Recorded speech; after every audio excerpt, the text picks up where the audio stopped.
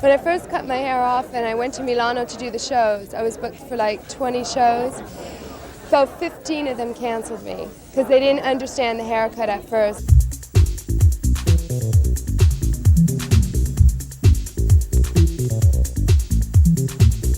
Linda Evangelista, born on May 10th, 1965, in St. Catharines, Ontario, Canada, emerged as one of the most celebrated supermodels of the late 1980s and 1990s, a period often dubbed the golden era of fashion.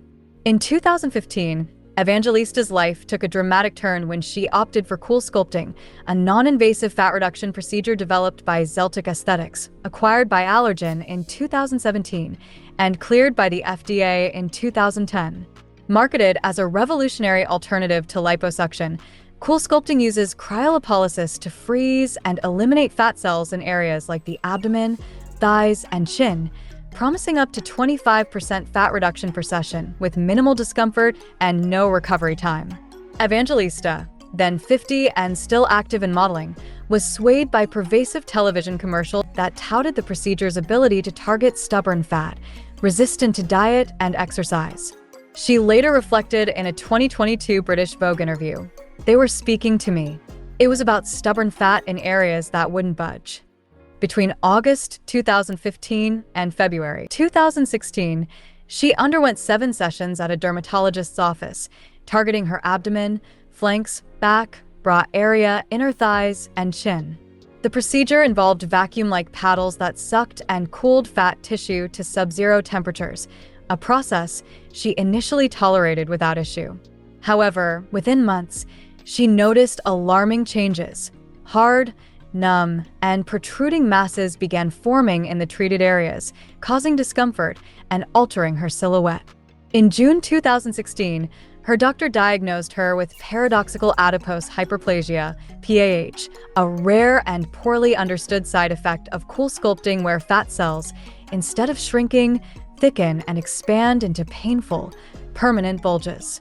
Affecting less than 1% of patients, estimated at 1 in 20,000 to 1 in 2,000 treatment cycles, PAH is more common in men and requires surgical intervention to correct, with no guarantee of success. The physical toll of PAH was devastating for Evangelista, whose career depended on her appearance in an industry obsessed with perfection.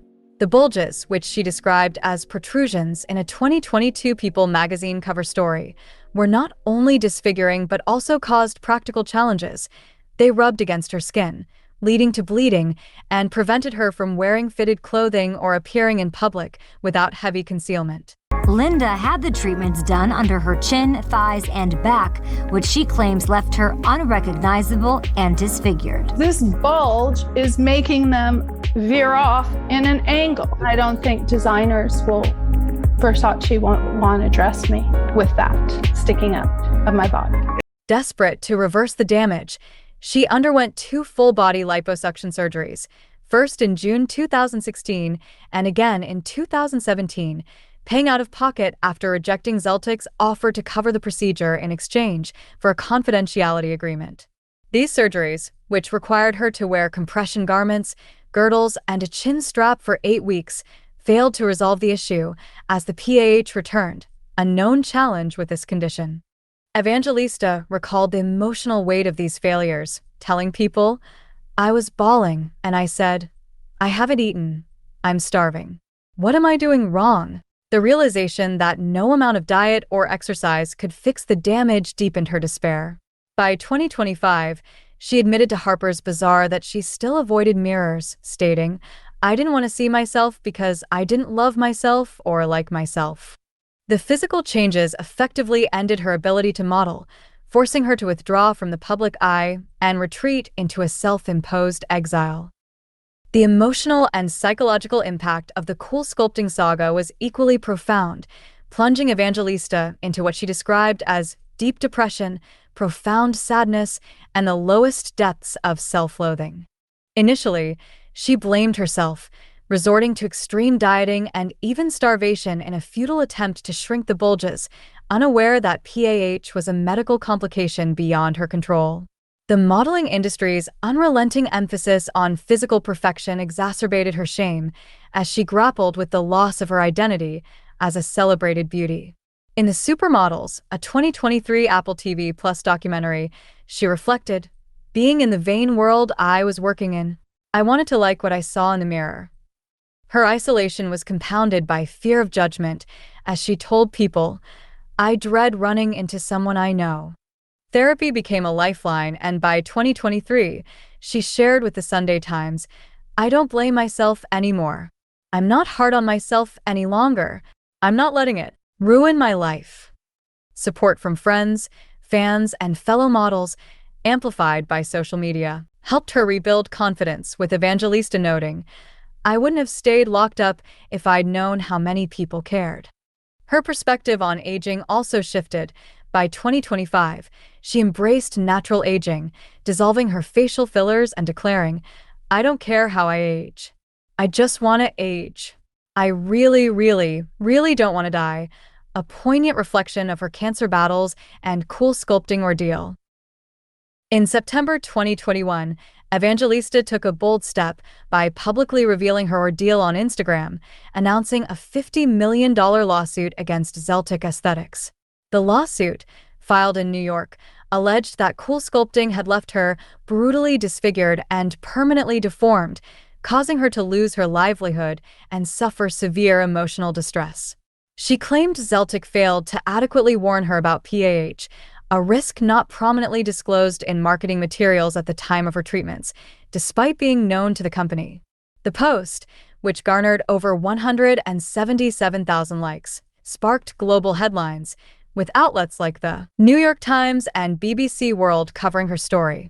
Zeltic, while declining to comment directly due to ongoing litigation, emphasized CoolSculpting's safety record, citing more than 100 scientific publications and more than 11 million treatments performed worldwide. They had previously offered to cover Evangelista's corrective surgery, but only under a confidentiality agreement, which she refused. The lawsuit highlighted broader issues in the cosmetic industry, including inadequate risk disclosure and the pressure on women to meet unrealistic beauty standards. In July 2022, Evangelista announced a settlement on Instagram, writing, "I'm pleased to have settled the CoolSculpting case. I look forward to the next chapter of my life." The terms remained undisclosed, but the resolution allowed her to close a painful chapter and focus on recovery.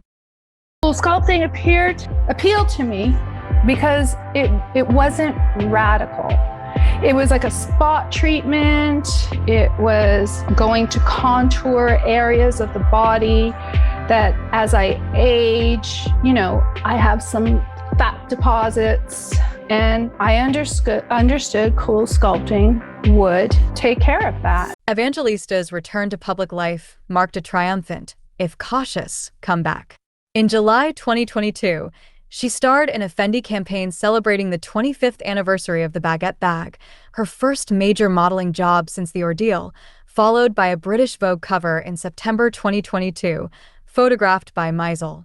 Vogue editor Anna Winter declared, "There was no model more super than Linda," reflecting the industry's enduring admiration.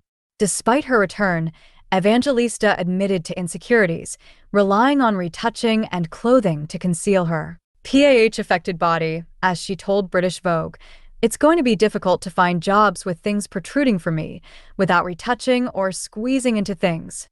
Her 2023 appearance in the Supermodels documentary, alongside Campbell, Crawford, and Turlington, offered a raw look at her CoolSculpting and cancer struggles, earning praise for its vulnerability. That same year, she released a coffee table book with Meisel, and by 2024, she attended the Fendi Spring-Summer Show, signaling her gradual reintegration into fashion. In a May 2025 Harper's Bazaar interview, she urged others to talk to your doctor about all risks and advocated for self-love, aiming to support others with PAH. Her journey, from supermodel stardom to a public battle with physical and emotional scars, underscores resilience, challenging the cosmetic industry's narrative and redefining beauty in a culture fixated on perfection.